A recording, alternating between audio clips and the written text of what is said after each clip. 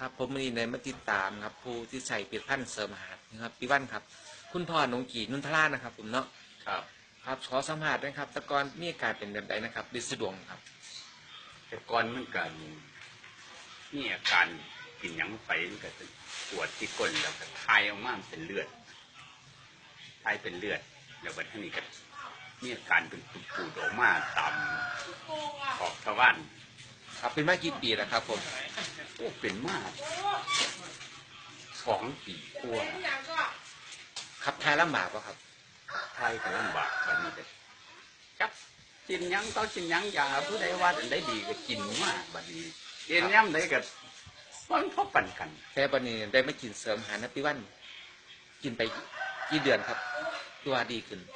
บัดนี้ผมอันนั้นได้มาอันนั้นก็ลองกินอันนั้นพี่วันนี่อยู่กล่องหนึ่งที่แรก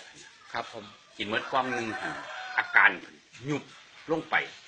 อันที่ปูนๆลงมากัดมิดลงไปบัดนี้เลือดก็หยุดไหลเอ้ามันสิบ่ถึงอยู่บ่ว่าซั่นก็เลยกินต่ออีกครับปัจจุบันนะครับอาการที่เป็นบัดนี้ปัจจุบันนี้ตัวนั้นคือบ่เห็นแสดงอาการออกมาอีกเกิดเท่าปันจักสิหายบ่หายนี่ผมก็บ่รับรองแต่ผมบ่เห็นมันเปลี่ยนขึ้นมาอีกบ่มีอาการคือเก่าอีกเนาะครับอาการที่เฮาเคยเป็นก็บ่มีโอ้ก็แปลว่าดีขึ้นนะครับนะครับแล้วก็ถือว่าปกติเดี๋ยวนี้มันไว้เลี้ยงนี้สะดวกนี่ครับว่าแล้วก็มีอาการเลือดไหลก่อนนี่โอ้ยเข้าห้องน้ำแต่ละเที่ยนี่ เลือดไหลแล้วก็ใส่เวลาโดนส่วนสิออกจากห้องน้ำได้ครับผมแล้วก็บางมือก็ได้